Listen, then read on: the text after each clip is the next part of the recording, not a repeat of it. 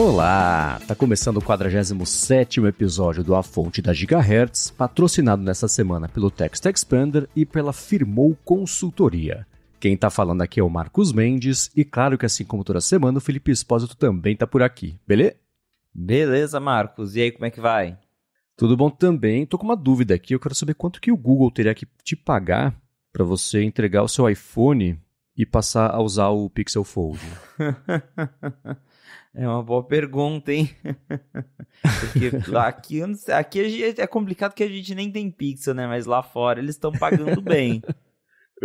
Pois é, eles anunciaram na semana passada na Google I.O., além de muita IA, a gente pode falar sobre isso também, anunciaram aí o Pixel Fold, que é um aparelho que ele, claro, segue bem ali a linha do que a gente conhece já do Galaxy Fold, né, do Samsung. Então você tem uma tela com ele fechado, tem a tela de fora que é do tamanho do telefone, a hora que ele abre vira um tablet, basicamente. Ele vai custar, não é barato, né, ele vai custar $1.800, mas o Google, para quem estiver com o iPhone 13 Pro e quiser trocar pelo Pixel Fold, está pagando $850, o que é um valor enorme, né? A própria Apple paga $530, então o Google está pagando quase o dobro para quem tiver o iPhone 13 Pro aí no bolso ou na gaveta, sei lá, estiver usando mesmo, e quiser trocar por um Pixel Fold, que é uma estratégia bem agressiva, eu achei.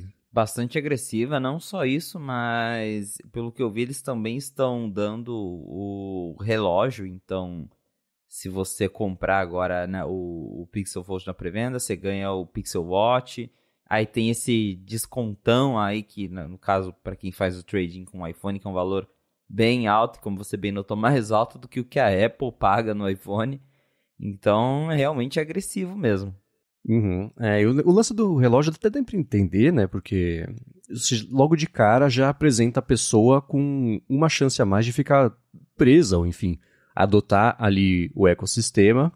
E vem no momento curioso também para relógios, né? Porque na Google I.O. eles anunciaram que o WhatsApp vai ganhar integração com o... Eu não sei se é todo o Wear OS, quer dizer, o Wear OS não, né? O sistema do relógio do Google, ou se é só com os relógios mesmos do Google, mas acho que foi no mesmo dia ou durante a semana mesmo, o Facebook anunciou que o Facebook Messenger vai perder a integração com o Apple Watch. Então, não sei se dá para falar de um alinhamento estratégico entre Google e Facebook, se é o Facebook, o pessoal comentou também que pode estar punindo a Apple por conta de todo o problema lá da impossibilidade de rastrear o pessoal, mas tem algo aí. E o Google, claro, dando o relógio. E é curioso que a Samsung também costuma dar o relógio, né? Dependendo da compra, quando quer promover algum aparelho. Então o relógio acaba virando o que o Coca sempre fala lá no ADT, que relógio parece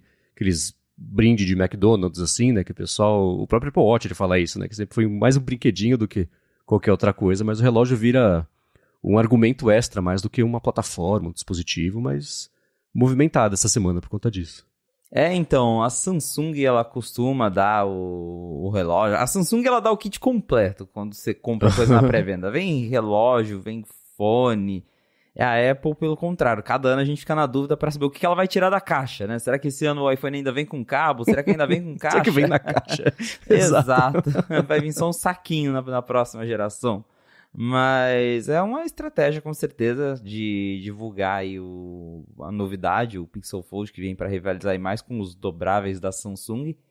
E é curioso ver também a questão de preço, né? Pensando em preço cheio desses aparelhos, porque a gente lembra, 2017, quando veio o primeiro iPhone, $1.000, um novo patamar, a galera ficou assustada. Hoje a gente já aceitou que $1.000 é o padrão para telefone topo de linha. Só que agora, com esses dobráveis, a gente está indo para um outro patamar ainda mais alto, porque não só o Pixel Fold, mas o Z Fold da Samsung também custa na faixa de $1.800 lá fora. Então dá para ver que já se forma um novo padrão. Os dobráveis ainda não são lá um grande sucesso, mas se um dia eles vierem a se tornar um sucesso, dá para ver que a gente vai pular para os celulares de mais de $1.500, $1.800. E se a Apple fizer um mesmo, bem possível que chegue aí na casa dos $2.000, né? Então, sim, fica aí esse receio com o preço. Fica o preço de 2 telefones para levar um, né? Literalmente, pague 2, leve um. Né? Isso, por ser exatamente o mesmo preço da Samsung, dá para ver também como eles estão não só posicionando isso, mas tentando bater de igual para igual. Colocar em percepção de mercado que esse do Google já é igual ao da Samsung, para quem tiver interesse também. Eu achei curioso no evento, a gente tem visto nos últimos anos a categoria de dobráveis decolar, eu pensando, onde? Mas tudo bem, né? Tirando essa parte. Curioso e interessante eles estarem com essa campanha tão agressiva aí para pegar o pessoal que talvez esteja pensando em migrar de um iPhone para Android e, enfim, né? Pegar metade aí do preço de desconto para poder usar um Pixel dobrável. E uma outra coisa também que a gente viu, que é o Google batendo diretamente na Apple no evento lá, foi com relação ao iMessage, que eles promoveram o RCS. E, mais uma vez, né, falando, a gente está aqui na indústria, é um padrão de quase toda a indústria. Deixaram, não muito secretamente, deram a entender que era uma crítica ali à Apple. Eles falaram que o padrão RCS tem já 800 milhões de pessoas usando ativamente todos os meses. E, enfim, o pessoal riu e etc. Mas você publicou até uma matéria com um título curioso no 95 Mac, já dando a sua impressão sobre o que aconteceu ali no evento com isso. Pois é, então já não é a primeira vez. Na I.O. do ano passado eles fizeram a mesma coisa. É bem curioso, porque claro que o Google vai ficar cutucando a Apple com isso. Mas ao mesmo tempo a Apple não tá nem aí, porque já não é a primeira vez, não é a segunda vez que o Google fala disso, e a Apple não dá nem sinal de que ela quer adotar o RCS, e também acho que isso não vai acontecer, a menos que ela seja forçada por algum órgão de regulamentação. E o Google continua ali batendo e sempre falando, porque a gente quer que unifique o nosso padrão. Lógico, o Google vai mesmo bater nisso, porque lá nos Estados Unidos, onde a galera usa muito o SMS, o iMessage cresceu em cima disso. Ele é integrado no app de SMS do iPhone e as pessoas lá, como a maioria tem iPhone, a maioria acaba usando o aplicativo padrão ali, que é o iMessage para quem tem iPhone, né, conversão de iPhone para iPhone. Já sem suporte ao RCS, as conversas com Android, com quem tem Android, ainda são por SMS, porque americano não sabe baixar outro aplicativo, né? Então, fazer o quê, né? Vão ter que usar SMS. Podia baixar qualquer outra coisa, mas enfim. Tem essa discussão, a gente já falou várias vezes de como lá, tem até reportagens falando de que adolescente às vezes compra iPhone só para falar no grupo de iMessage com os amigos. Então, a Apple ter essa exclusividade aí do iMessage só nos aparelhos dela é uma estratégia de vendas que funciona lá nos Estados Unidos. E se ela abre isso para o RCS, por exemplo, que deixaria grupos de iMessage e mensagem comum funcionarem juntos, ela talvez perderia um pouco essas vendas que ela consegue hoje, que até tem já e-mail vazado, coisas de tribunais que mostram que os executivos da Apple falam isso claramente lá dentro. Falam, não vamos colocar iMessage no Android porque as pessoas vão parar de comprar iPhone para os filhos delas.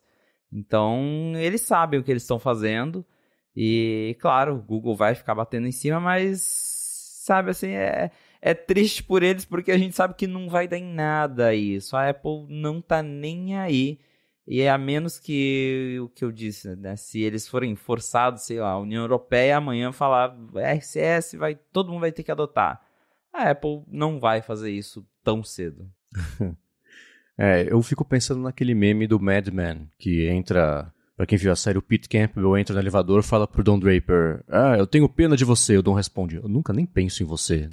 É um outro, um outro tipo de relação, né? O Google precisa... Não é que ele precisa, não sei. Ele...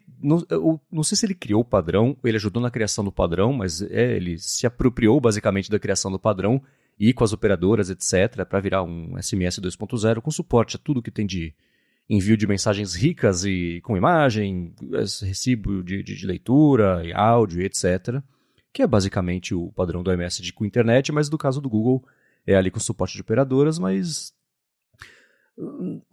Não existe nenhum aspecto do uso de iPhone que isso seja necessário, né? Então a Apple não precisa disso, o Google precisa disso para poder emplacar mesmo o RCS do jeito que ele achou que isso poderia acontecer, promovendo uma demanda que ninguém compra essa ideia de que está fazendo falta no iPhone.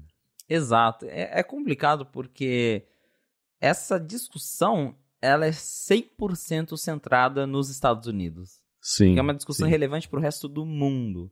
É justamente isso que eu tinha mencionado. Lá, a galera sempre foi acostumada a usar SMS. E aí, se o iMessage vem por padrão no app de SMS, eles vão usar iMessage. A galera que compra Android vai usar o RCS porque é o que vem lá no padrão do Android. Mas se a gente pegar qualquer outro país, aqui no Brasil, o WhatsApp é a plataforma número 1. Ninguém fala por mensagem de texto aqui. Ninguém nem usa. Tem galera que acho que nunca abriu o aplicativo mensagem, até porque é associado com spam. A gente vive recebendo spam por SMS. Na Índia eu sei que também é assim. SMS é um problema. E mesmo na Europa, o WhatsApp lá também é bem popular. Em alguns países o Telegram também é bem popular. Agora, é realmente uma questão de Estados Unidos. Então fica nessa. A Apple não tem por que a Apple fazer isso pensando em estratégia de vendas, porque ela ganha mantendo essa exclusividade do iMessage. E lá, ao mesmo tempo, é só lá. Ela também ninguém vai se mexer além disso, né? Ninguém se importa além disso, porque nenhuma das duas plataformas faz diferença pro resto do mundo. Nem RCS, nem iMessage, né? Trazer essa discussão aqui pro Brasil, o povo vai falar, tá, vou continuar no WhatsApp, e aí? Então, não tem como nem tomar um lado, porque as duas estão brigando ali por algo que não faz diferença pro resto do mundo. Agora, eu não sei o quanto você preserva da sua sanidade mental, o que é um outro jeito de falar assim. Eu não sei se você costuma ler os comentários das coisas que você publica no Night 5 Mac. Mas o que eu vi, porque eu não li os comentários, porque eu preservo a minha sanidade mental, não fui nem eu que escrevi, mas também eu gosto de ficar longe.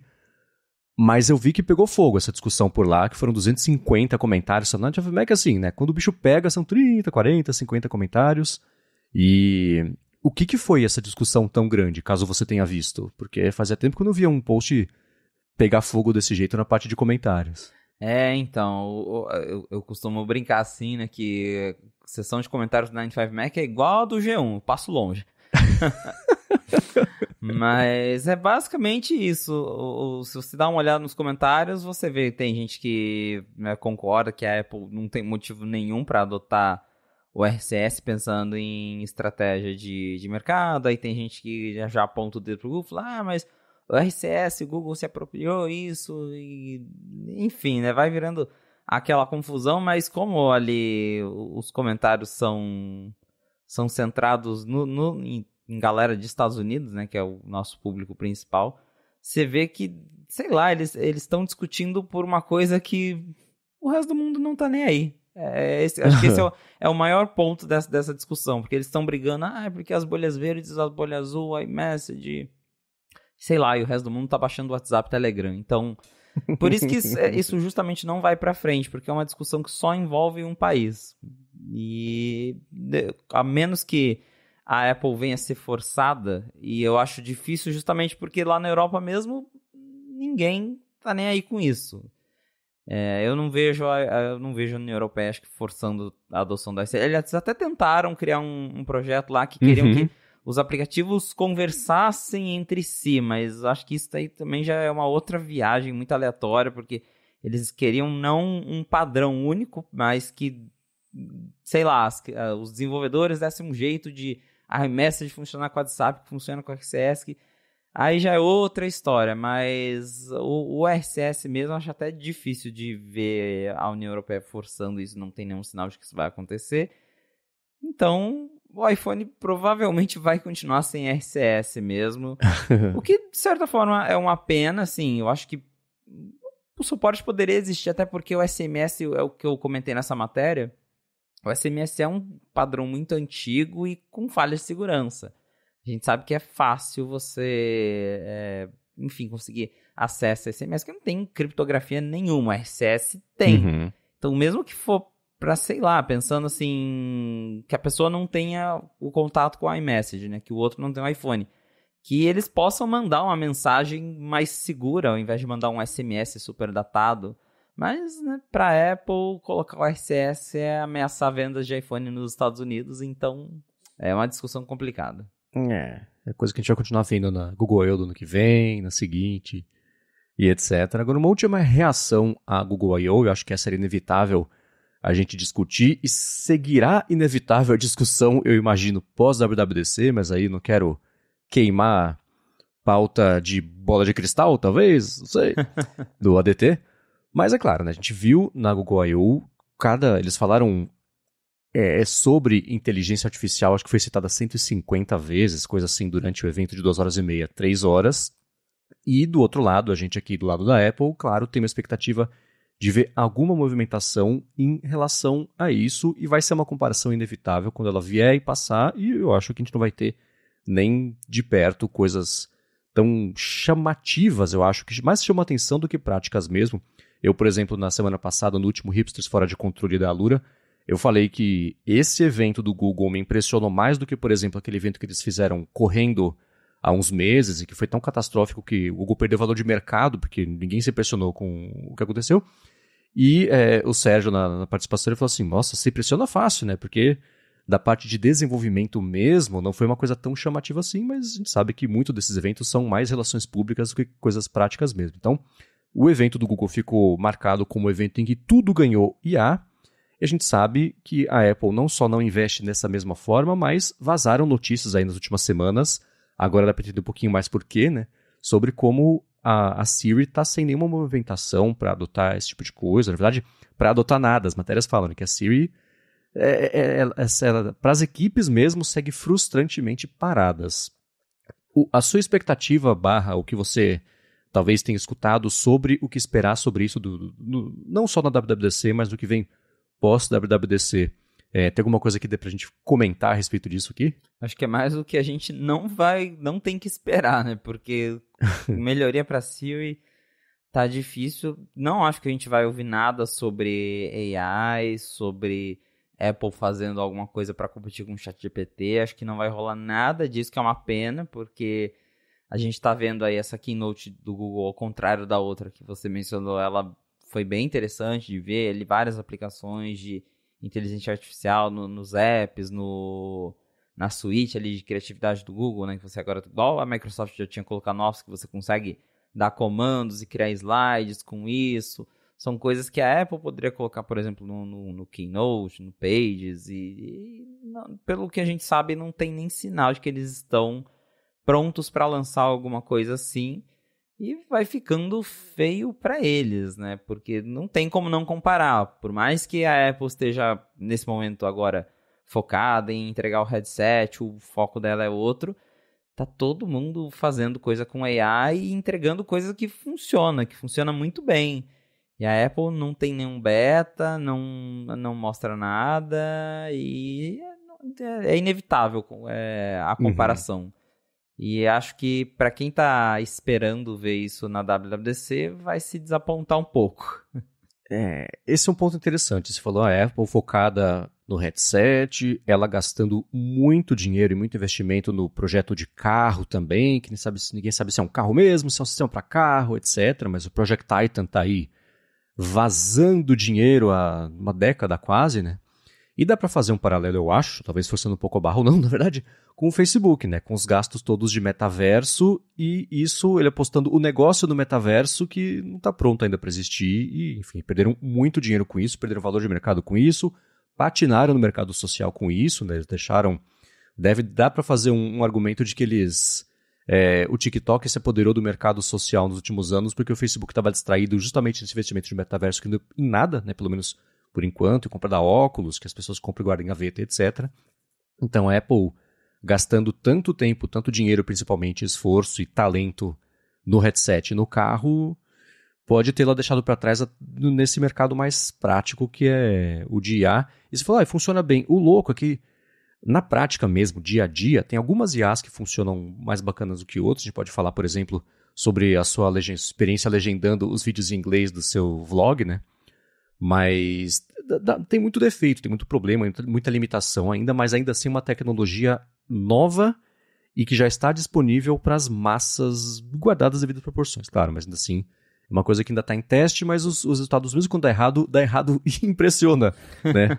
E isso chama mais atenção do que um negócio que dá certo e não impressiona, tipo, sei lá, fazer um pedido para a Siri e ela responder direito. Impressiona pela raridade disso acontecer, mas entende o que eu estou querendo dizer, né? Então, tem esse ponto. E uma coisa também que eu acho que é importante, durante a ligação lá do Tim Cook e Luca Maestri falando sobre resultados financeiros, era, claro, inevitável que perguntassem isso para o Tim Cook e ele, sabendo disso, tinha já uma resposta na manga sobre IA. Falando, e aí, a Apple vai fazer IA?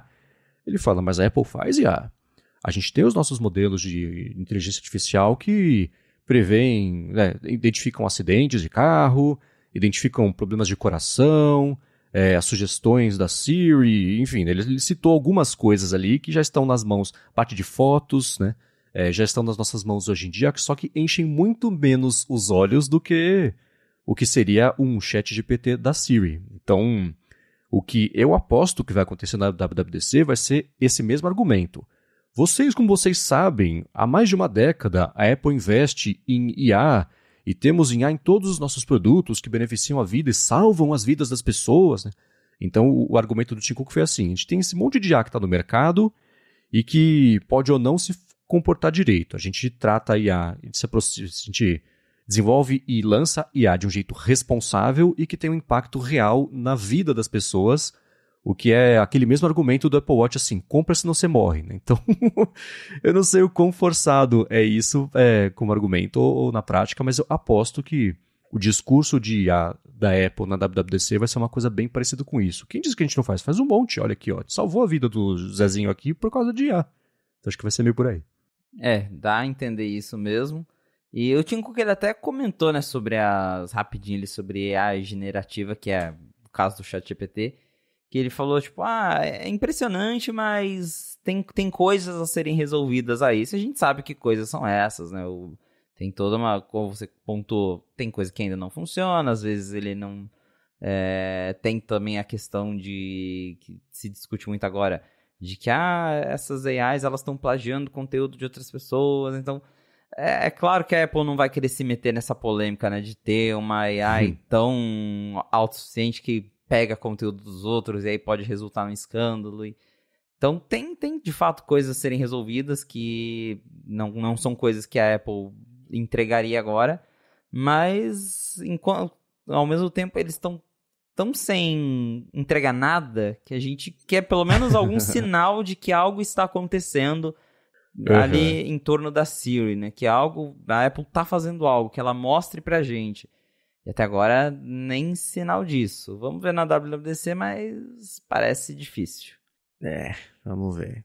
Agora, eu comentei que a gente podia falar sobre isso, que foi a legendagem, você usando IA na legendagem dos seus vlogs, mas antes de falar sobre isso, eu quero tirar um minuto do episódio para agradecer o Text Expander, que está mais uma vez patrocinando o A Fonte, com um desconto para você que escuta o podcast e quer poupar vida. O Text Expander é uma das ferramentas mais úteis de produtividade que tem para Mac, tem para Windows, tem para Chrome, para iPhone, para iPad, né? Ferramenta uma das mais bacanas que eu já usei, e ela basicamente deixa você cadastrar pequenos atalhos de texto para trocar por textos completos, textos formatados, textos com variáveis também. Então, o que eu faço? Eu tenho aqui o @1, ele troca por um e-mail meu. @2, troca por um outro e-mail meu, que claro que eu lembro qualquer outro, para cadastrar numa conta que eu sei que pode mandar spam, coisa desse tipo. O meu endereço completo, número de documento, né? @CPF, @CNPJ, informação bancária, eu tenho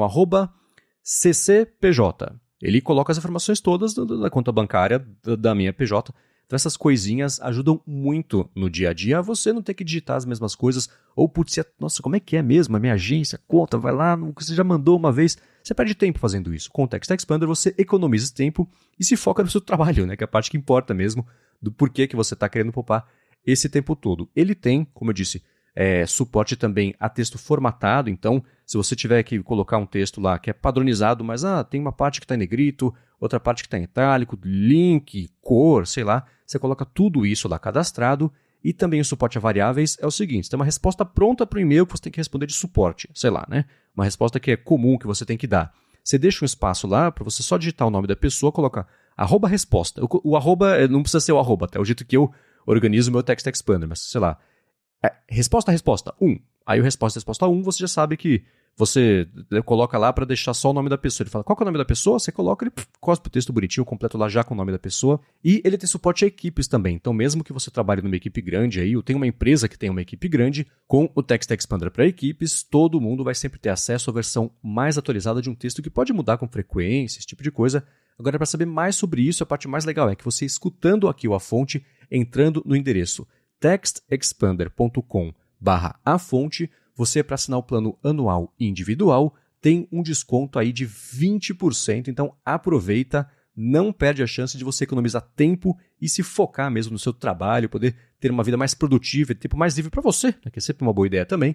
Então, acessa lá, textexpander.com/afonte e vê como vai ser muito bom você ter que parar de digitar sempre os mesmos textos, as mesmas coisas e ganhar esse tempo aí para a sua vida. Muito obrigado, Text Expander, pelo patrocínio contínuo aqui do A Fonte e pelo apoio a toda Gigahertz. Valeu, Text Expander. Agora vamos lá, você deu uma espiadinha em IaaS, aplicou IaaS aí na sua vida, legendou seus vlogs com IA, né, traduziu para o inglês, etc. Como é que foi esse processo? Foi uma experiência muito doida. Acho que é a primeira vez que eu usei assim para algo prático do meu dia a dia, não só para falar, tô brincando aqui com esse negócio. E eu tinha uma galera pedindo pra eu legendar meus vídeos, o pessoal que me segue ali do Twitter, por causa do 95Mac, a galera falou, queria assistir teus vídeos, mas né, não tem uma legenda aí, não rola uma legenda, e o YouTube ele tem aquela, ele auto-legenda os vídeos, e aí ele usa o tradutor automático ali na hora, mas não é tão preciso assim, fica meio esquisito o resultado. E eu falei, e se eu usar AI pra fazer isso? Aí eu baixei o Mac Whisper, que usa ali o Whisper para fazer a transcrição em português mesmo de todo o vídeo. E aí ele gera já uma legenda com os tempos quase todos certinhos. E é muito rápido mesmo, assim. Esses meus vídeos têm mais ou menos aí 15 minutos. Acho que em menos de 1 minuto ele conseguiu transcrever o vídeo inteiro. Então, bem surpreendente. E aí, em cima disso, eu joguei pro GPT fazer a tradução no formato SRT mesmo, que é o formato de legenda do YouTube. Então eu mandei lá e falei, esse aqui é uma legenda formato SRT, eu quero que você traduza isso de português para inglês, mantendo o padrão do arquivo para funcionar, né, para ser reconhecido como legenda. E é legal que você pode especificar coisas, né? Tipo, tem que traduzir com uma linguagem mais natural, não muito formal. Então dá para especificar tudo isso e o resultado foi que, acho que em 2 horas de trabalho, assim, incluindo revisão, para ver se estava tudo, né, certinho, ajustando uma coisa ou outra, eu já estava com os vídeos todos legendados em português e inglês, e é impressionante isso, porque se fosse ter que ouvir o vídeo, parar, fazer toda a decupagem, escrever tudo manual, ia ser um trabalho de uns dias para eu terminar, né, de legendar aí 3 vídeos em português e inglês. E fiz isso, sim, em questão de horas usando AI. Eu fiquei muito impressionado com a rapidez e com a precisão, porque foram poucos detalhes que eu tive que arrumar porque não bateu ou não pareceu tão boa assim a tradução, mas quase tudo foi muito perfeito. Até achei bem curioso assim como que ele realmente entende o contexto do que está acontecendo para escolher termos específicos para a legenda. Como, por exemplo, teve um momento específico de um dos vídeos que eu mencionei uma aeronave. Eu falei lá, estou voando num 737, que é um menorzinho. E o próprio GPT colocou na legenda, assim, em inglês, né? 737 Aircraft. Então ele sabia do que eu estava falando, mesmo sem eu ter falado que aquilo era um avião na hora, assim. Então é bem interessante ver todo esse contexto, como que... E isso que eu estava usando o GPT 3.5, né? Que já tem o 4 mais avançado, então é realmente impressionante. Aí, de novo, né? Eu fui lá dar uma cutucada nas redes sociais, porque eu falei, Siri could never. Porque se eu pedir pra Siri pra abrir o tradutor, eu acho que ela não consegue abrir, então fica aí, né? Uhum. Você falou 2 horas, isso são os 3 vídeos, né? Isso, pra fazer tudo. Ou 2 horas por vídeo. Ah, então tá. Pô, então é... Porque o principal trabalho não é traduzir. Traduzir é a parte fácil. Você vai escutando, vai traduzindo, pausa um pouquinho, etc. Mas a minutagem, Exato. que é, né? Você fazer a legenda no ponto certo, aparecer na hora certa, subir na hora certa. Então, isso é uma coisa que... E sabe o que eu acho curioso? Você usou o Mac Whisper, certo? Isso. Ele é do mesmo desenvolvedor de um que eu uso aqui, que é o Whisper Transcription. Só que, pelo que eu tô vendo, ele tem mesmo 2 programas separados que fazem basicamente a mesma coisa. Eu não tô entendendo ainda. Um deve ser porque tá na Mac App Store, o outro não. Eu não sei. Interessante. Eu também eu não sabia disso, não. Curioso, né? Então eu vou deixar o link dos 2 aqui na descrição para quem quiser dar uma espiada. Mas você pode, por exemplo, escolher se você queria um modelo maior, menor, para fazer o reconhecimento da... Sim, ele dá as opções de modelos também. Tá, então não sei. Deve ser alguma diferença de entitlement lá, de acesso ao sistema, que por fora da Mac Store deve ser. Não é uma história exatamente nova, né? Deve ser mais fácil. Mas, pô, bem bacana. 2 horas pra fazer os 3 vídeos. Na hora que você falou 2 horas, eu falei, pô, por vídeo aí é bastante, mas pra fazer os 3. E o legal do ChatGPT é isso, né? Tô colocando nesse padrão. Mantém o padrão, mas resolve pra mim? Pronto, né? E chega em segundos uma coisa que você demoraria aí mais tempo pra fazer. E você conseguiu no ChatGPT colar a transcrição completa ou você teve que ir quebrando em mais de uma por conta de limitação de tokens, caracteres, etc? Eu tive que quebrar um pouco, porque ele tem uma limitação mesmo, mas não foi também nada exagerado assim, deu pra colar assim, dividir o arquivo em 4 partes e ele conseguiu fazer tudo. Boa. Legal, muito bem. Bom, e também vou deixar na descrição o link para aqui pro canal do YouTube do Felipe, pra vocês darem uma espiadinha como é que ficou o resultado mesmo. Isso aí. Aí de toda essa automação. Agora, vamos lá. É claro, não seria um episódio do A Fonte sem o momento Ted Lasso. A gente comentar o que aconteceu no último episódio, que como meu francês não está em dia, eu vou falar em português mesmo, que eu chuto que seja O Vestiário das Loucas, o nome do título, porque é uma brincadeira com a Gaiola das Loucas, que é um musical, por isso que o episódio tem musical no começo, tem no fim também, que é uma temática parecida, né? Você tem lá um casal, o filho de um deles vai visitar, e o filho namora uma menina com uma família que é super tradicional, então o casal tem que fingir que não é um casal. E claro que isso esbarra bem na mentira, não sei, que o Colin precisou viver ao longo desse tempo todo e fingir, costume, fingir ser hétero e etc. E o segredo dele foi descoberto pelo Isaac e o episódio roda em torno disso. Impressões gerais desse episódio... Dedão pra cima ou pra baixo? Eu gostei do episódio. Foi um bom episódio. Então eu tô meio... Eu tô vendo, assim, retrospectivamente essa temporada do Ted Lasso e eu tô comparando a empolgação que eu tava no começo dele, a entrega, faltando 3 episódios pra acabar, eu tô pensando... Será que eu tô gostando mesmo da temporada? Porque os episódios individualmente... Legal, mas já faz uns 3 episódios que eles têm uma fórmula bem parecida, né? Você tem algum tipo de desentendimento, e aí o Ted Lasso conta uma história muito louca, inspiradora da infância dele, que não tem nada a ver com o assunto, mas tem a ver com o assunto, e fica tudo bem.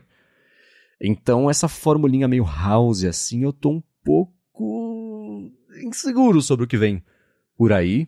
De qualquer forma, assim, analisando de novo individualmente, o episódio foi divertido, foi bacana, emocionante, como tem sido os últimos, e momentos divertidíssimos, a Rebecca dando a bronca lá no Roy Kent. Roy, traga seu traseiro peludo até a minha sala. Essas coisinhas eu achei divertidas. Sim, teve esse momento divertido. A gente vem acompanhando um lado novo do Roy. A parte da coletiva dele também foi legal de ver que no primeiro momento ele foge da coletiva, e depois ele vai lá e... No final ele decide fazer a coletiva no lugar do Ted e surpreende todo mundo. Foi bem curioso. A história do Colin e do Isaac finalmente teve um desdobramento aí final, dá pra dizer, que resolveram essa história nesse episódio, provavelmente, né? Eu acho que sim. E que a gente veio acompanhando, teve ali também, a gente viu mais uma vez o Colin buscando ajuda ali com o Trent, porque ele tinha descoberto em outro episódio já. E caminhando para a reta final, mas de fato, agora que você falou, porque o episódio ele tem a história dele, com começo, meio e fim, mas é um episódio que é meio que, talvez, não sei se desconexa a palavra, mas ele funciona como uma coisa sozinha, né? Não parece que ajudou a série em si a caminhar. Ele é um negócio ali da história dele mesmo. A única coisa que a gente vem acompanhando, assim, de evolução e de saber o que eu tenho curiosidade de saber o que vai acontecer, é a história do Nathan trabalhando ali no outro time, ali com o Rupert, porque dá pra ver que já há alguns episódios o Nathan ele tá pensativo sobre se talvez na cabeça dele se ele tá fazendo a coisa certa ou não, se ele tá no lugar certo ou não. E aí teve um certo conflito ali com o Rupert, com a Jade, que é a namorada dele. E tudo indica que vai ter uma redenção do Nathan no final, mas tô curioso pra ver isso também. Qual vai ser essa redenção? Ele vai voltar pro Richmond? Ele vai só sair? Porque dá a entender que ele tá ficando incomodado ali. Mas de história mesmo, a longo prazo, acho que essa é a única parte que esse episódio acrescentou, né? Sim. Aprofundou não a relação entre ele e Rupert, mas eu acho que ele tá deslocado, ele tá desconfortável nessa posição de malvado, não vem naturalmente ser babaca pra ele. Então, ainda mais ele vivendo, agora compartilhando mais tempo com a Jade e não tendo que ser bonzinho, mas ser mais próximo dele mesmo, né? Ele finge uma confiança, é a parte engraçada da atuação dele, mas deu pra ver, eu não sei se o Rupert fala assim, putz, namorada vai ser uma distração, eu vou dar um jeito de interferir nisso aqui, né? Por isso que ele chamou, por exemplo, o Nathan pra ir lá na balada à noite, etc., a sala privada, com champanhe, as moças. E ele, claro, sendo nojento com a própria Jade, né? E de um jeito que o Nathan percebeu, mas acho que uma parte pode ter passado ali meio batida por ele. Então, mas o sinal de alerta pra ela já ligou, né? Então, você vê ela fazendo coisinhas do tipo... Ah, pô, você ganhou a partida, fica feliz. Ah, gosto quando você tá feliz. E vai lá no trabalho, leva uma coisinha pra ele. Então, ele deu pra ver o Nathan cada vez mais desconfortável em ter que continuar sendo babaca ou sendo convencido, né? Vamos jogar sem goleiro, porque aí a gente dá uma chance pra eles, né? E o próprio Rupert sabe que isso não vem naturalmente pra ele, ainda tirou o sarro. Eu gosto quando você fica convencidão assim, né? Então, acho que essa é a principal briga não, a questão, o entrave, que a gente vê que pode acontecer já nos próximos episódios. Fico muito dividido entre querer, claro, que tudo fique bem, que o Nathan se redima e etc. O que seria o caminho seguro para evoluir uma história de uma série que pregou gentileza, etc, etc. Mas é claro que, do ponto de vista de drama e de profundidade mesmo, de fazer uma coisa inesperada, o que poderia acontecer com ele é que ele aumentasse ainda mais essa babaquice dele ao ponto de perder a Jade e virar irredimível, se é que essa palavra existe, né? E fazendo justamente um paralelo que eles próprios já falaram com Star Wars de que o Anakin acabou virando irredimível e virando o Darth Vader, não ficou bonzinho. Desculpa pra quem nunca viu Star Wars, mas acho que todo mundo sabe que o Darth Vader é malvado, né? Então... tudo bem que no Star Wars era um contexto diferente, que a gente sabia que chegaria naquele ponto bom, Better Call Saul, basicamente a mesma coisa. Então, tem essa questão aí. Tô curioso pra ver mesmo se a gente vai ter o caminho óbvio da redenção do Nathan ou o caminho menos óbvio, mas talvez mais interessante criativamente, que é a queda mesmo do Nathan, porque já ficou claro agora que ele vai ficar sozinho, ou abandonado, ou enfim, vai ser excomungado aí pelo Rupert muito em breve, né? Isso deve acontecer a qualquer momento, até porque 3 episódios, então... Exato. Reta final mesmo, já a série acaba e vai deixar saudades, né? Vai. Eu tô sendo crítico aqui da parte que eu esperava que fosse um pouco mais criativa, mas é claro que a série toda, do começo ao fim, do primeiro ao último episódio, é uma coisa bem bacana de assistir. E é isso, né? Agora sim, se a gente tem 12 episódios nessa temporada, já vimos 75% dela. Agora tem que amarrar as pontas, né? E nem tem muitas pontas soltas. Acho que tudo vai bagunçar pra poder desbagunçar no último episódio, ou no penúltimo mesmo, o último episódio ser aí a conclusão das histórias de cada um. Mas é claro que isso a gente comenta nos próximos episódios aqui também. Agora eu quero trazer... E uma coisa importante, rapidinho. O Rambo mandou um follow-up. Estamos entrando no follow-up com quase 1 hora de episódio, tá? O Rambo mandou um follow-up sobre o Ted Lasso, que eu fiquei pensando e nessa última semana me deu mais peso ainda pra essa teoria. semana passada, ou retrasada, que foi o negócio da Kili e etc. E aí, foi no fim das contas, a gente descobre no finalzinho do episódio que foi a senha... Como é que chama o jogador? O convencido? O Cristiano Ronaldo deles? Fugiu o nome. Jamie. Foi a senha do Jamie que vazou e foi lá na semana da senha segura e etc. A gente teve a questão de saúde mental que sumiu da série, né? No começo, que também era no mês da saúde mental, etc. Teve, nesse episódio, né? O título já brinca com a gaiola das loucas. E um dos focos do episódio foi o lance todo do Colin. Estamos entrando agora no mês... na semana... Não, na semana agora, nessa semana, né? Da consciência LGBTQIA+. Então... Isso, no dia 17. E o Rambo, como ele colocou, será que o negócio da senha teve a ver com a semana da senha? E eu pensei, nossa, mas foi tão complicado fazer essa temporada, e atrasou, etc. Como é que eu consegui casar ponto da história com o que tá acontecendo no mundo, projetando pra, 6 meses pra frente? Mas se nessa semana de novo, né, agora por conta aí da semana... tudo bem que foi uma semana antes, mas ainda assim a discussão está acontecendo depois da publicação do episódio. Eu acredito mais na teoria de que os pontos principais dos episódios estão sendo feitos e planejados para casar com o que estiver rolando no momento da publicação. Até agora tem dado muito certo, porque a gente até comentou, né? Teve aí a parte de conscientização aí para questão de saúde mental. Teve aquele evento na Casa Branca que eles foram lá promover logo quando a série estava discutindo isso. Aí agora a gente está na semana da luta contra a LGBTfobia e tem essa discussão na série também. Então não é difícil, assim, não seria impossível de imaginar que a Apple conseguiu casar o dia da senha com alguma coisinha sobre importância de senha ali. Só faltou ter passkeys na série, né? Aí ia ficar, verdade, né? Aí ia ficar ótimo.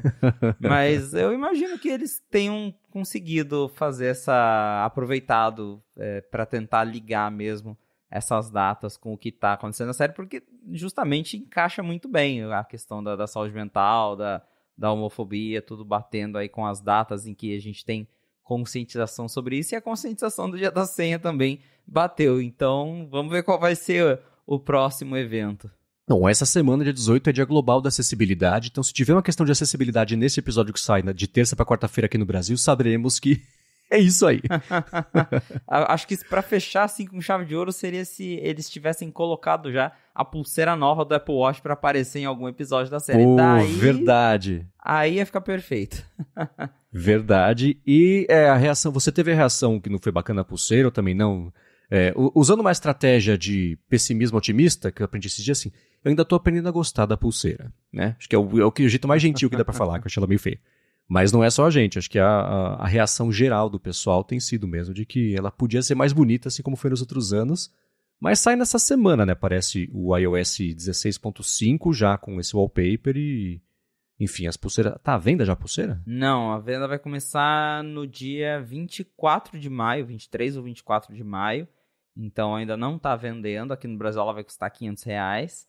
E pela reação, o pessoal não gostou muito não. Eu também não sou muito fã desse design, porque eles até falaram, porque cada pulseira tem um design único, porque a gente faz a gravação dos confetes coloridos da pulseira em posições diferentes, então cada pulseira é única, mas não sei, me parece tão, comparado a outras pulseiras que a Apple já fez, assim, com tantos detalhes, essa me pareceu tão simplista, tão coisa de última hora que alguém fez em 5 minutos e mandou rodar.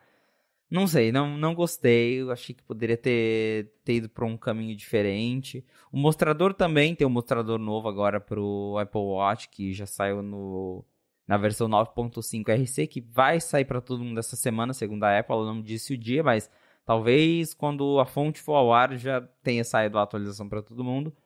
Mas tá vindo aí o WatchOS 9.5 e a iOS 16.5, que também tem um wallpaper novo animado com o tema Pride, que eu também não gostei muito não do wallpaper. Acho que nesse ano faltou uma dedicaçãozinha maior com o tema. Aham. Eu não vi a animação ainda, eu vi, acho que foi no Mac Magazine no ar na semana passada que eles comentaram que esse wallpaper é animado. Tentei achar rapidinho, não me empenhei muito, mas tentei achar rapidinho e não consegui achar. Mas se eu achar tempo da publicação aqui do episódio, eu coloco na descrição. Tô curioso pra saber, eu falei de acessibilidade, me parece um pesadelo de acessibilidade a legibilidade de widgets, especialmente só de texto, na tela bloqueada, porque... Enfim, né? Não quero ser pessimista. Chega de falar desse wallpaper que poderia ser mais bonito. Estou aprendendo a gostar. Eu quero seguir em frente aqui e falar de uma coisa bem bacana que vocês vazaram no 95 Mac nesses últimos dias. Uma matéria publicada por você em relação aos fones da Beats, o Beats Studio Pro. Mas antes de falar sobre isso, eu quero trazer aqui o segundo patrocinador do episódio de hoje, dar as boas-vindas, na verdade, a Firmou Consultoria, que é a nova patrocinadora do A Fonte e da Gigahertz. A Firmou Consultoria oferece serviços de contabilidade consultiva e gestão financeira também, e ela é especializada em startups, desenvolvimento também, né, profissional liberal, pequenas e médias empresas também. Então, para você que está pensando em abrir a sua empresa ou desenrolar também alguma pendência aí da vida PJ, do seu CNPJ também e tudo mais, a Firmou resolve. Ela vai além, inclusive, de oferecer serviços de contabilidade do dia a dia e atua como uma mentora financeira para você e para sua empresa. E a gente aqui da Gigahertz conhece bem isso, porque foi graças aos serviços de paralegal da Firmou que a gente conseguiu lançar a rede no ano passado em tempo recorde, sem nenhum problema aí, o atraso também na parte de contabilidade, parte burocrática também, da abertura da empresa, né? O que foi para mim uma coisa meio inédita, conseguir resolver de um jeito tão liso essa parte que é sempre chata, burocrática, dor de cabeça. E quem já abriu empresa sabe, né? A Firmou conhece as melhores estratégias para você poder abrir e manter a sua empresa sempre de olho na economia de custos, nos tributos certos também, que é bem importante, né, para cada categoria e tudo mais, e especialmente na área de TI, ela sabe fazer a legalização da sua empresa do jeito certinho para você ganhar tempo, deixar isso 100% na mão deles e focar mesmo no dia a dia aí da sua empresa. Para conhecer melhor os serviços da Firmou e se livrar desse perrengue que é a parte burocrática e financeira também da legalização da sua empresa, ou manutenção fiscal também da sua empresa, faz o seguinte, procura por @Firmou Consultoria no Facebook ou no Instagram, tem link, é claro, aqui na descrição. A Firmou está pronta para ajudar todo mundo que escuta aqui o A Fonte, independente da sua necessidade, e a gente tem certeza que ela vai resolver tudo para você, assim como ela faz todo dia aqui para a gente também na rede. Mais uma vez, @Firmou Consultoria, tanto no Facebook quanto no Instagram. Muito obrigado a Firmou por ter se tornado a nova patrocinadora aqui do A Fonte e por literalmente todo o apoio a Gigahertz. Valeu, Firmou! Vamos lá, você vazou, você fez um comentário que eu achei interessante, eu não sei se é de bom tom comentar ao vivo, senão você comenta só comigo depois no privado, que eu ia te perguntar, eu esqueci, né? Que você publicou lá no Mastodon, a gente nem sempre é o primeiro, mas a gente tá certo quando publica, né? Fones da Beats, você falou que foi uma semana bem interessante e bacana de trabalhar no projeto para divulgar aí, vazar no fim das contas, né? O que esperar, como é que são os Beats Studio Pro com modo de transparência, enfim, você vai listar também as coisas que, enfim, a descoberta foi sua, mas e aí? Então, a gente encontrou no iOS 16.5 RC, que foi a versão que saiu para desenvolvedores na semana passada, a gente descobriu a existência de outro fone novo da Beats, porque a gente tinha publicado já há algum tempo o Beats Studio Buds Plus, que é uma versão nova do Beats Studio Buds que vai ter aí chip da Beats, vai ter Hey Siri e outras melhorias que a gente já comentou lá, né, no 95 Mac. E agora a gente encontrou o Beats Studio Pro, então é um headphone novo, over-ear, da Beats, e faz muito tempo que eles não lançam um novo. O último é acho que é o Studio 3 Wireless, que já foi lançado há anos, e que a Beats só vem reciclando com a edição especial em parceria com alguém, mas é o mesmo fone já há anos.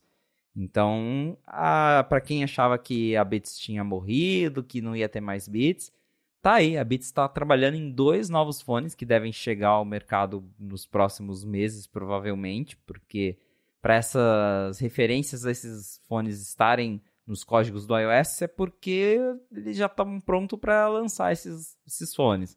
O suporte todo já está ali dentro do sistema operacional. A versão final do 16.5 deve sair agora, já hoje, talvez amanhã.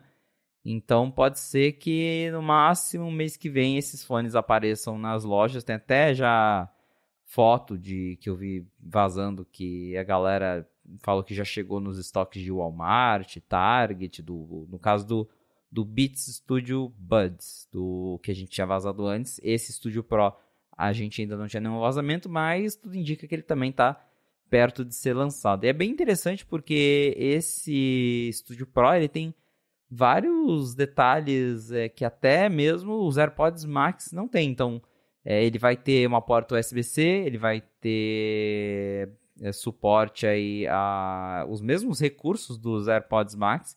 Então, tem áudio espacial, vai ter aquela personalização que você escaneia a sua orelha para ele direcionar melhor o áudio espacial. Vai ter cancelamento de ruído, modo transparência. Então é basicamente os AirPods Max da Beats. A gente não sabe quanto que ele vai custar ainda. Se eu não me engano, o Studio 3 Wireless ele custa $349 hoje lá fora. E então a gente não sabe se esse Studio Pro ele vai substituir o Studio 3 ou se ele vai ser uma versão mais cara, porque os AirPods Max eles custam $549 lá fora, se eu não me engano. E talvez esse Studio Pro seja um meio termo entre o Beats Studio 3 Wireless e os AirPods Max com a marca da Apple. Mas, para quem tem vontade aí de ter um headphone com áudio espacial, com todas as coisas que os AirPods Max oferecem, até um pouquinho mais, né? Porque tem o USB-C e ele tem também a entrada de áudio analógico P2 para você conseguir ouvir um áudio lossless. Então, de certa forma, entrega até mais do que os AirPods Max. E eu tô curioso para ver justamente por isso, para quando ele sair aí no mercado, ver como é que vai ser a comparação desse fone com os AirPods Max da Apple. Mas tá aí, Beats não tá morrendo, muito pelo contrário, tá para lançar 2 novos fones muito em breve. E eles servem, eu acho, como um spoiler do que esperar de uma próxima versão dos AirPods Max, especialmente quando o assunto é USB-C, né, que acho que é o ponto mais não diria polêmico, mas ainda assim, da lista de contras, deve estar ali no topo, então essa vai ser uma diferença certamente temporária. E eu ouvi, ou estou confundindo, que pode ter também uma revisão dos AirPods Max aí no forno, mas que não teria grandes diferenças, o que para mim quer dizer que é só os AirPods Max com USB-C, no fim das contas, que devem pintar. Ou tô maluco? Teve isso, não teve? A gente encontrou referências a um novo AirPods, Tá. Mas eu não sei nem te dizer assim, se é Max, se é Pro, mas tem uma revisão de algum AirPods do sistema, que provavelmente a única mudança vai ser o USB-C. Eu acho bem provável que a Apple vai acabar atualizando tanto o Max quanto os AirPods Pro com a porta nova, só para manter mesmo, mas talvez até sem novidades de hardware. Só tipo, estamos lançando uma versão revisada aqui, um novo estojo, no caso dos AirPods Pro. Mas vai vir alguma revisão aí para algum dos AirPods atuais e imagino que a mudança seja a porta mesmo, para alinhar com o novo iPhone que vão lançar esse ano. Um novo estojo ia ser tão bem-vindo, né? Pois é, nossa, seria ótimo. Mas tudo bem. Agora, ainda falando de vazamentos, a gente teve uma história bem polêmica e interessante, que muita gente duvida que é verdade, sobre uma pessoa que vinha vazando, que era uma conta que ficou famosa desde o ano passado, que era aquela Analyst941, né, do Twitter, que ficou famosa porque vazou corretamente detalhes sobre a Dynamic Island, antes de qualquer pessoa ter vazado coisas a respeito disso, e essa conta aumentou aí a quantidade de vazamentos nas últimas semanas, mas ela aparentemente foi obrigada a parar, porque ela contou, enfim, você pode detalhar a história, enfim, e o que aconteceu, mas fazia tempo que não pintava uma história de bastidor externa à Apple com tanto drama e desconfiança e despertando aí a curiosidade do pessoal, porque trouxe à tona os métodos que a Apple emprega para descobrir quem que está vazando as coisas e, enfim, as consequências nada leves de quando isso acontece. Né? Exato. Então, a gente tinha esse leaker, né, esse vazador Analyst941, e ele ficou conhecido justamente porque no ano passado, acho que 2 semanas antes do evento da Apple, ele falou, a Apple vai usar o recorte do iPhone 14 Pro, que a gente na época já sabia que ia ser esse formato de pílula. E ele falou, a Apple vai usar ele para mostrar coisas do sistema ali, entre os sensores. Ele falou que ia ter o indicador de microfone, câmera, a bolinha verde e amarela que fica ali dentro da Dynamic Island. E ele tinha revelado esses detalhes 2 semanas antes do evento da Apple. E isso foi verdade. A Apple mostrou a Dynamic Island e, de fato, ela tem essa interação não só com as Live Activities, mas também para mostrar ali os indicadores de privacidade que aparecem dentro do recorte. Então, ele acertou. E aí, ele tinha dado uma sumida e agora ele voltou assim com uma enxurrada de informação. Todo momento ele postando vários detalhes, várias coisas que a gente comentou aqui na fonte sobre rumor de iOS 17, de WatchOS 10. Ele tinha publicado aí na internet. E a gente deu a notícia várias vezes sobre os vazamentos que ele publicou na internet, porque ele tinha acertado essa questão da Dynamic Island. Então, quando a gente trabalha com fonte, é feito esse trabalho de confiança mesmo, de, ok, essa pessoa já acertou uma vez, vamos dar um crédito para ela. Mas aí a situação começou a ficar meio estranha, porque justamente ele começou a publicar muita coisa mesmo. Ele dava, todo dia ele fazia vários posts super detalhados. E a última vez que eu lembro que teve um vazamento tão detalhado foi quando o 95Mac teve acesso a uma build do iOS 14, uma build interna que não tinha sido lançada, e a gente sabia das coisas porque a gente tinha uma build em mãos. E na época a gente até falou, a gente tem uma build em mãos e é dela que a gente tá sabendo dessas coisas. E ele do nada conseguiu esse monte de informação que a gente não sabe de onde veio, mas enfim, ele já teve um vazamento correto, então a gente dá esse voto de confiança. E recentemente ele sumiu da internet e ele fez um post bem esquisito lá no fórum do Mac Rumors, falando que a irmã dele trabalhava na fonte dele, que ela trabalhava para a Apple e a Apple descobriu, e aí eles tiveram que sumir da internet, e a irmã perdeu o emprego e que ele estava arrasado. E um post meio estranho para quem está sendo procurado pela Apple, né? Você ir na internet, admitir que foi você, que você usava a tua irmã de fonte. Estranho. E isso aconteceu depois que ele disse que a Apple estava fazendo o Final Cut Pro para iPad, só que ela só ia lançar em 2024 ou 2025. E aí a Apple lançou o Final Cut para iPad na semana passada, num press release do nada, e ninguém estava esperando. E aí, logicamente, por ele ter falado que era 2024 ou 2025, ele errou. E aí ele veio com essa história de que ele foi descoberto, que por isso que ele errou e que ele ia ter que sumir da internet. Então, fazia tempo que a gente não tinha uma polêmica dessas, envolvendo fontes e bastidores. Não dá para saber ao certo se de fato ele tinha lá a irmã ou alguém trabalhando dentro da Apple, essa pessoa estava dando tanta informação assim para ele, ou se ele teve sorte alguma vez e resolveu inventar um monte de coisa na internet e agora que foi pego assim, de certa forma, que não bateu a informação, porque o Final Cut saiu agora, ele falou 2024, então talvez outras coisas também estariam erradas, outras coisas que ele disse, e aí ele inventou essa desculpa para sumir da internet antes que todo mundo comece a apontar o dedo para ele. É difícil de saber, a gente realmente não tem como saber, mas no meio disso tudo, o Ben Lovejoy fez uma matéria bem legal lá pro 95Mac, detalhando justamente como a Apple faz para pegar esses vazadores. Então, tem muitas coisas, por exemplo, quando a Apple manda aqueles memorandos internos, eles usam formatação específica do texto, que às vezes a pessoa nem vai perceber ao copiar e colar, deixou uma letrinha lá no meio em itálico perdida, ou colocar algum erro de propósito, colocar a marca d'água bem discreta. Tem várias coisas que a Apple pode fazer para pegar os vazadores, e também uma delas é justamente passar uma informação errada. Então, a Apple vê que tem alguém lá que está sempre vazando coisas, ela passa uma informação errada para uma pessoa e quem vazou aquela informação, eles conseguem chegar, né, na fonte ali desse vazamento. Então, talvez a Apple realmente tenha pego ele e era, de fato, uma fonte que ele tinha lá dentro. Mas até agora a gente não sabe mesmo o desfecho, né? O que de fato aconteceu. É só o que ele postou no Mac Rumors e que ele sumiu da internet. Estranho, bem estranho.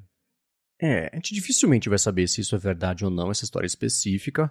Eu tendo a desconfiar quando as pessoas falam ou sobre família ou sobre doença, porque são justificativas irrefutáveis, né? Como é que você vai questionar alguém que... sei lá, coisas que a gente vê acontecer com desenvolvedores assim, puxa, eu tenho uma doença rara, queria muito usar seu aplicativo, mas eu não consigo pagar, você pode dar para mim o promo code? São coisas... se a pessoa de fato tem, é claro que é uma tragédia, mas é uma coisa que a gente costuma ver com uma certa frequência, mais do que... enfim... e também, escuta, eu tô com um problema aqui, minha irmã, minha avó tá precisando de uma ajuda, então por causa disso eu não vou conseguir fazer. São desculpas que a gente vê que, enfim, acontece por aí. Então, tudo isso para dizer o quê? Dificilmente saberemos se esse caso foi específico, é verdade ou não. Tem um monte de coisa pendente aí de que essa pessoa vazou, né, que a gente vai descobrir em WWDC e etc. em breve aí, que vai ou não aumentar esse nível de acerto de vazamentos dessa pessoa. Teve esse furo na água das datas aí do lançamento dos aplicativos para iPad e que pelo menos trouxe à tona a parte que é interessante da discussão, que é justamente essas técnicas que a Apple usa para tentar descobrir quem está vazando. E isso já tinha acontecido quando uma pessoa que vazava coisas tipo Mark Gurman foi descoberta e foi feita meio de exemplo ali na Apple de, a gente descobre, a Apple vazou umas coisas do tipo, a própria Apple vazando para combater vazamento, né? Que tinha pessoas tipo ex-FBI, né, na história para poder ajudar a descobrir tudo mais. Então, essa é a parte interessante desse papo, né? Mas se esse analyst, ou essa, não sei, analyst 941 estava certo ou não sobre o que ela já tinha falado que ia vazar, a gente descobre aí nas próximas semanas, mas claro que eu vou deixar aqui na descrição do episódio o link para quem quiser ver essa matéria bacana do Ben Lovejoy com as técnicas que a Apple usa para poder contar, enfim, descobrir quem está contando para a imprensa ou para o mundo aí o que está rolando. Agora você falou, claro, né, sobre o lançamento desses dois apps para iPad e uma discussão que veio colada nisso foi o fato dos dois aplicativos serem assinaturas e não preços cheios. A gente tem pessoas que gostaram, pessoas que não se importam, pessoas que, claro, muito vocalmente detestaram e, enfim, né, deram mais peso pro argumento de que a Apple está forçando muito a mão na barra aí de assinaturas e etc, mas quem vive ou quer viver de iPad teve boas notícias aí nessas últimas semanas, né? Últimos dias, na verdade, na última semana. Pois é, de surpresa a Apple trouxe o Final Cut e o Logic Pro pro iPad, que são aplicativos que a gente sempre falava, pô, a Apple quer que a iPad seja computador, mas nem ela faz os apps dela para iPad. E aí tá aí, caiu, né, essa bomba, mais uma bomba que foi bem recebida por algumas pessoas, porque foi uma surpresa. Do nada, a gente acordou e tava lá no site da Apple, Final Cut e Logic para iPad. E claro que esses aplicativos eles vão chegar com algumas limitações, não dá para esperar a versão 100% de Mac, até porque tem, se você entrar lá no site, tem um asterisco que fala, você pode exportar seus projetos para o Mac. E aí tem um asterisco lá que você vai falar, nem todos os recursos são compatíveis, e não dá, por exemplo, isso já você consegue ver no site, não vai ter como importar projeto do Mac para o iPad, justamente porque a versão de iPad ela ainda não vai ter tudo que tem no Mac. Talvez um dia chegue nessa paridade, mas por enquanto não. Porém, ainda assim, é impressionante ver que a Apple finalmente está trazendo um editor de vídeo mais profissional, no caso o Final Cut, mesmo que não seja exatamente igual ao do Mac, tem ali vários recursos já bem mais avançados para a galera que gosta de trabalhar com o iPad. O lado que repercutiu mais justamente é isso da assinatura, porque embora a galera tenha ficado bem empolgada, o Final Cut no Mac ele sempre foi pago individual, uma vez só. Então você compra a licença dele, que acho que aqui no Brasil custa R$1.400, alguma coisa assim, e o aplicativo é seu para sempre. As atualizações são de graça, o suporte é mantido, e você sempre vai recebendo os novos recursos sem ter que ficar pagando por mês ou por ano. Já o Final Cut e o Logic para iPad, eles vão custar, são $4,99, acho que no Brasil são R$20. 30? Coisa. R$30, R$29,90. E aí, né, a galera que está acostumada a ter já ali, comprar o Final Cut no Mac, vai ter que não, né, mas se quiser usar no iPad, aí sim vai ter que pagar a assinatura para a Apple para poder usar esses aplicativos. E eu até brinquei esses tempos, acho que mês passado eu ainda escrevi no Twitter, nossa, me surpreende a Apple ainda não ter enfiado assinatura no Final Cut, porque tudo é assinatura na Apple hoje em dia e tá aí. Eu acho que agora é até questão de tempo para a versão de Mac passar a ser assinatura, porque por enquanto eles não anunciaram nada para a versão de Mac, mas a gente sabe que a Apple está correndo atrás de aumentar a receita deles e que a assinatura é uma coisa que eles têm investido muito, porque dá um dinheiro recorrente. E pensando assim no lado da Apple mesmo, faz sentido transformar tudo isso em assinatura. E claro, até eu acredito que não aconteceu ainda justamente porque os dois aplicativos não se conversam. Mas eu acho que quando a versão de Mac e iPad se conversarem, vai ser uma assinatura só para os dois. Provavelmente, eu acho que esse é o plano a longo prazo, fazer a pessoa pagar uma assinatura que ela pode usar o Final Cut em qualquer aparelho que ela queira, no Mac, no iPad. Acho que só não mudou no Mac ainda justamente porque as duas versões ainda não se conversam, mas acho que quando acontecer, aí tudo isso vai virar uma assinatura e talvez ela até lance uma assinatura, sei lá, assinatura Apps Pro, que dá acesso a todos os aplicativos Pro dela, que tem o Logic, tem o Final Cut, Compressor, enfim, ela tem uma suite lá de aplicativos de edição de áudio e vídeo, e acho que faz sentido, pensando, claro, em estratégia. Não sou o maior fã de assinaturas, mas pensando no lado de estratégia da Apple, faz bastante sentido imaginar que tudo isso vai virar uma grande assinatura num futuro próximo. Faz. Eu fiquei pensando, o que dá peso para essa teoria que, por exemplo, se você usa no Mac hoje, azar, você vai usar no iPad, você vai pagar mesmo assim. São mundos diferentes, até por conta dessa falta de compatibilidade. Eu estou tentando lembrar, no caso da suite iWork, quando ele era a suite iWork, né? O Numbers, Pages, etc. Eu acho que foi quando a Apple lançou ou para iPad ou para mexer na nuvem, fazer um keynote na nuvem, sei lá. A Apple tirou funcionalidades do software para Mac para ser tudo compatível. Então não sei se era para iPad ou para web, mas assim, a atualização melhorou para pior, para poder usar em todos eles, e aos poucos ela foi voltando com as funcionalidades, e hoje é a mesma coisa em tudo, só que do jeito bom. Aí voltou a melhorar para melhor, que é funções novas para todo mundo. Esse caminho não é novidade. A Adobe, quando lançou o Photoshop para iPad, lançou também... É o Photoshop, mas está faltando um monte de coisa, só que foi pior. Você assinava, você pagava o Photoshop completo para usar ele pela metade no iPad, o que eu sempre achei péssimo. Então, olhando para isso tudo, faz sentido essa forma de assinatura independente, separada, porque são aplicativos basicamente separados se você fizer a comparação com o Mac. Se você tem o para Mac, você vai poder usar de graça, se você comprou o de Mac, você vai poder usar de graça o de iPad, poderia funcionar? Claro, né? Para quem vai querer usar, ia preferir isso. Só que você elimina a possibilidade justamente de lançar a atualização para Mac, a próxima versão, ser também por assinatura, e aí ser uma assinatura só, talvez, né?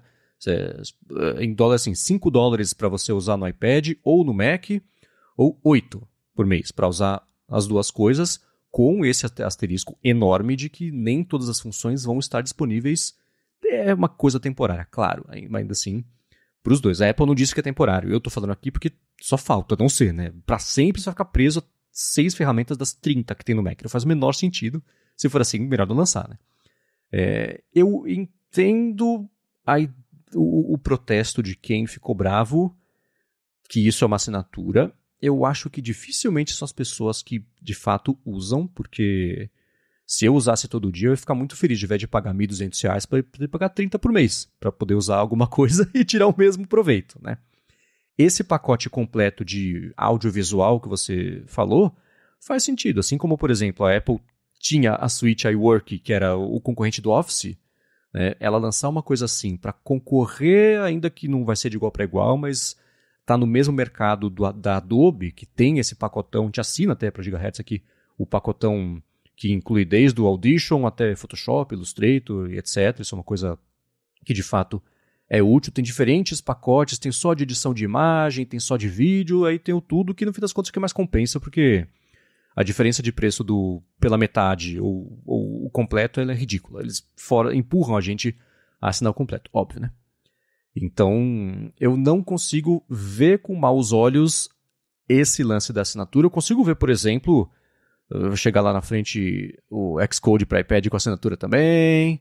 O próprio Xcode, hoje para Mac existe, eu não sei o nome, é tipo Xcode in the Cloud, né? Um lance desse que é uma assinatura, não sei nem se está ativo ainda, ou se já está ativo, se foi uma coisa que eles anunciaram.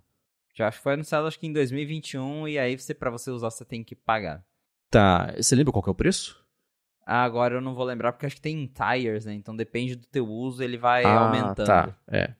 Tá, mas e eu lembro quando a Apple anunciou isso que esse sim foi Eu vou usar chororô porque foi a palavra que veio na minha cabeça agora, mas não que seja uma coisa de frescura. O pessoal rejeitou essa ideia, ou criticou bastante essa ideia, e mais do que isso, e aí eu concordo, criticou o fato de que você abria o Xcode e aparecia lá, você não quer experimentar aqui? Paga, tipo um anúncio do Xcode Plus, sei lá, Cloud, pra quem já usa, aí eu acho meio pesado.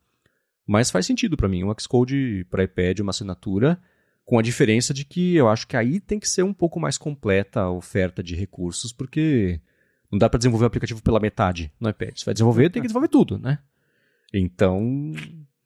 E se isso foi anunciado, e essa é uma coisa que a gente sempre vê ser discutida quando a Apple anuncia coisas coladas na WWDC, mas não na WWDC. Nossa, quer dizer que vai chegar um monte de coisa no evento, então ela já teve que anunciar isso antes, porque ela vai deixar coisas mais importantes, e aí cria-se a expectativa de pintar mesmo o Xcode para iPad, que não é de hoje, não é do ano passado. O pessoal, desde que tem iPad, quer, né, desenvolver uma coisa no iPad sobre isso. Nos últimos anos a gente viu melhorias de estrutura e de suporte, e desenvolvimento no próprio Playgrounds, né, e etc. Então, a chegada do Xcode é uma evolução meio natural, mas a essa altura eu acho que é impossível que ele não seja uma assinatura. É isso que você comentou do anúncio ter sido feito antes da WWDC, porque a Apple poderia muito bem ter esperado o evento que ela já confirmou para o mês que vem para anunciar isso. Mas eu acho que é justamente, talvez não é nem que o evento vai ter muita coisa, e aí para aliviar o evento eles estão anunciando antes. Eu acho que é justamente para não tirar o foco do headset, que é o que a Apple quer que seja o foco mês que vem. E porque, ok, headset é legal, mas quanta gente não estava esperando esse Final Cut de iPad? Se ela lança isso na WWDC, acho que a galera ia parar de falar de headset e ia preferir falar de Final Cut, porque pelo menos a assinatura de R$ 4,99 por mês dá para tentar, né? Agora $3.000 já fica mais difícil. Então deve ser mais um trabalho de fazer com que a gente já discuta sobre Final Cut agora, para chegar mês que vem e o foco já tá lá no headset mesmo, que vai ser a estrela do show, pelo menos é o que a Apple quer que seja. Então, acho que tem mais a ver com isso do que, vão ter muitas novidades na WWDC. É mais um direcionamento de foco mesmo para as coisas ali chegarem no dia do evento e a gente já tá falando de outra coisa e já ter passado isso do Final Cut, porque foi uma surpresa, né? E a gente fica empolgado de tanto falar que falta software no iPad, que o problema do iPad é software. Finalmente a Apple fez alguma coisa e aí me deixa mais curioso para ver na WWDC o que vai ter de novo no iPadOS 17, que agora deu para ver que tem mais ali. A gente sempre fala que faltam justificativas, né, para você ter um iPad e investir no iPad, principalmente nos modelos mais caros. Agora tem mais um degrauzinho ali, que é o Final Cut e o Logic Pro disponíveis. Vamos ver se de repente vem notícia de Xcode ou até de melhorar mesmo o Stage Manager para melhorar ali, para aprimorar o uso do iPad como computador, mas esse sinal, essa sinalização aí de que a Apple se importa um pouquinho assim com o iPad, já foi ótimo de ver. E uma coisa importante, eu não sei se a gente mencionou aqui, só para iPad Pro, né? Por enquanto... iPad Pro e Air, na verdade. Ele funciona com o Air M1. Ok. O único, além de Pro, que funciona. Okay. Ele fala, requer chip M1 em diante, né? Sim. E ele isso tudo possibilita interações novas com o Apple Pencil, o lance do Hover lá e etc. Então, tem menos funcionalidades, mas é um jeito novo de interagir que pode dar origem a novas funcionalidades, né? O que aí é a parte bacana de quem for usar, experimentar e mexer. Pra quem gosta de novidade, aí fica empolgante. E até eles mostraram no vídeo, a gente não tem ainda uma prévia muito aprofundada, mas tem um videozinho lá da Apple que a gente conseguiu ver que dá pra você criar animações com o Apple Pencil. Então você escreve na tela e o próprio Final Cut já faz a animação desse texto sendo escrito ali. Então, embora ele, por um lado, ele não tem funções que tem no Mac, que são funções muito importantes, por outro, ele traz coisas novas que não dá para fazer do Mac, porque o hardware é diferente. Então, quando os dois aplicativos se conversarem, de você poder começar um projeto no iPad, terminar no Mac, ficar alternando entre os dispositivos, aí eu acho que vai ser bem interessante. Ou quando o Mac ganhar compatibilidade com o Apple Pencil, também, pro desespero, né? de quem tem pesadelos com isso todos os dias. Agora, você comentou, não seria uma fonte se não fosse, finalizando aqui com headset, né? Você comentou do headset. O Wall Street Journal trouxe uma matéria com um resumão de 90% do que a gente já sabia sobre expectativa. Ele deve mesmo ser anunciado no WWDC, né? Que é uma coisa que a essa altura todo mundo já sabe. Agora que você está escutando isso, não sabia, agora você sabe também. E ele trouxe uma informação que foi mais precisa sobre um rumor de atraso, eu não sei porque não foi anunciado, aquela história toda que a gente já conhece, mas ainda assim, quando que a gente pode de fato esperar começar a encontrar isso no mercado lá fora. Ele disse que a Apple deve anunciar mesmo na WWDC, mas ela já está na expectativa de enfrentar problemas de produção que vão limitar essa produção em mais larga escala e impedir que isso aconteça antes de dezembro. O que joga um balde de água fria, né? Para quem já esperava conseguir viajar aí na segunda metade do ano e encontrar para comprar, usar, talvez. Usar talvez na loja role, né? Mas voltar na mala com um desse só a partir de janeiro, talvez? Talvez, acredito que a Apple vai tentar, de alguma forma, trazer isso até o final do ano, mas vai ser bem difícil e bem limitado. Então, pelo que dá a entender, realmente, a produção mesmo, acho que só deve começar ali por volta de setembro, para, com sorte, ele chegar nas lojas em dezembro, que não seria estranho, a Apple já fez isso com outros produtos no passado, acho que os próprios os AirPods, se eu não me engano, a primeira geração que eles anunciaram lá em setembro no evento do iPhone 7, aí só começou a vender acho que em dezembro.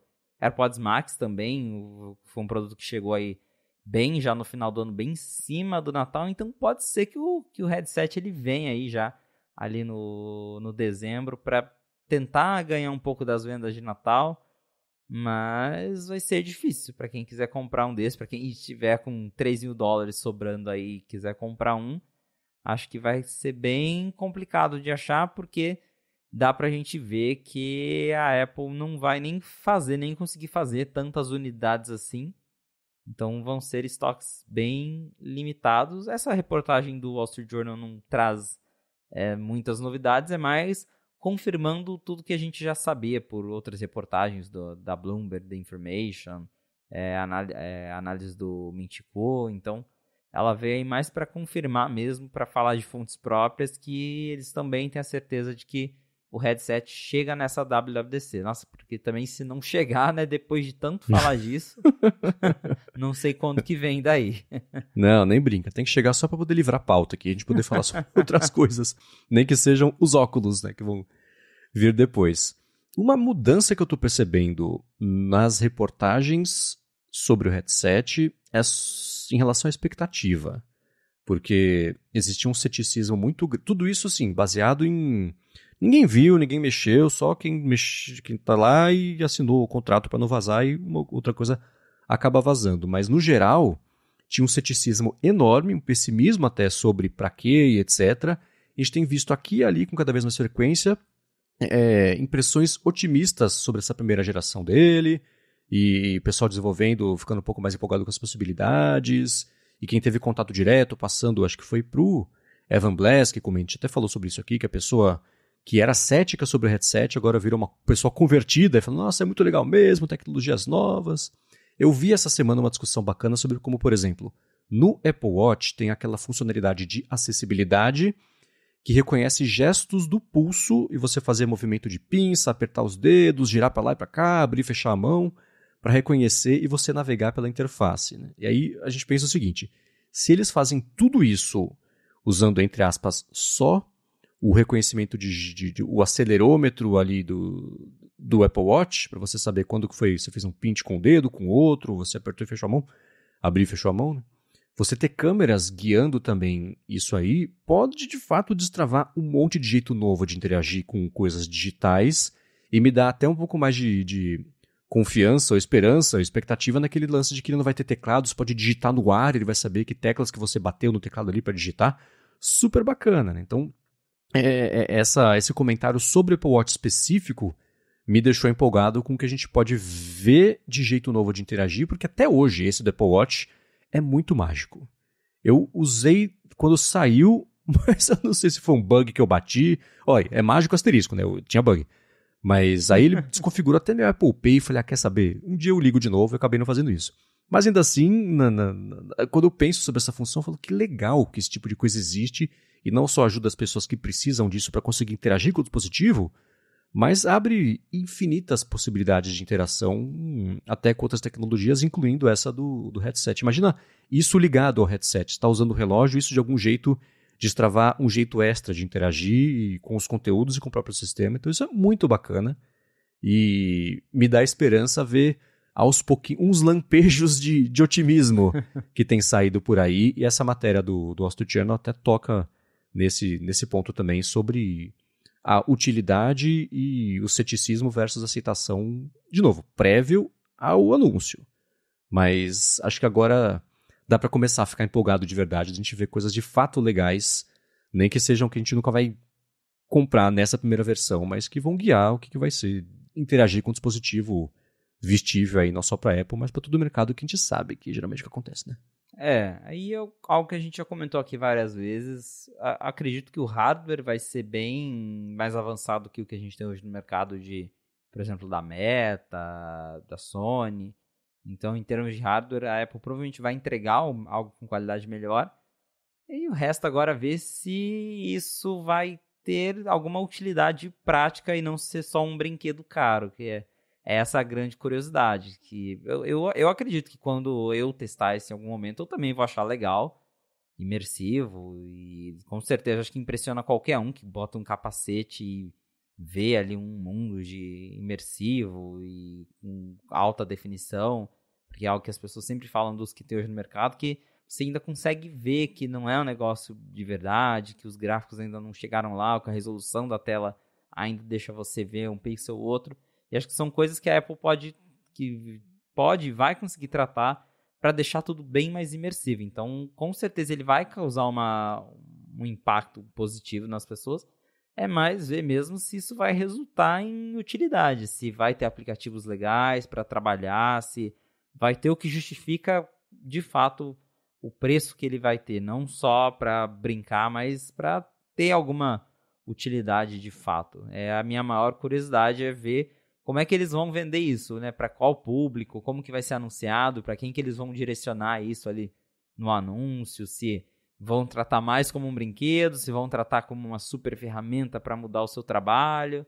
Eu estou bem curioso para ver essa parte agora de divulgação mesmo, como que vai ser trabalhada a estratégia em cima, porque o Apple Watch mesmo a gente viu que ele foi anunciado como estratégia e hoje já mudou totalmente. Se você vê lá o primeiro evento, tem aqueles vídeos de introdução mostrando sempre foco nas versões mais caras do Apple Watch, as versões de aço, tinha a versão de ouro. Era tratado como um aparelho de moda e comunicação, e hoje o foco da Apple é 100% saúde, desde os comerciais, do jeito que eles mostram o produto nos eventos. Então, acho que com o headset vai ter um pouco isso também da Apple se encontrar depois, mas eu quero ver qual que vai ser essa abordagem inicial da Apple com o produto.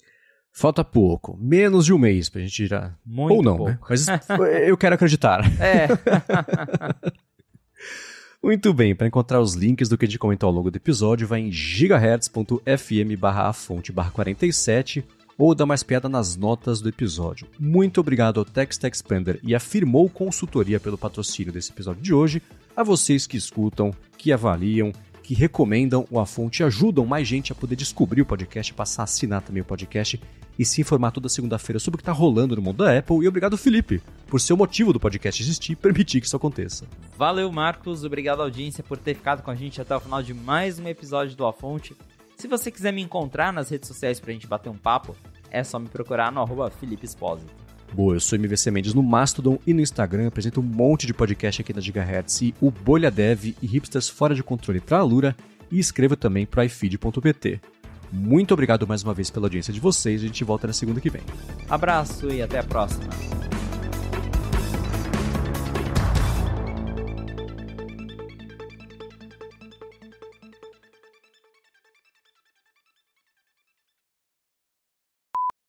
Mais do que uma plataforma, um dispositivo, mas movimentada essa semana por conta disso. Peraí, Marcos, deixa eu só desligar meu HomePod que tá tocando alarme dele e eu tô ouvindo agora aqui. Beleza. Já venho.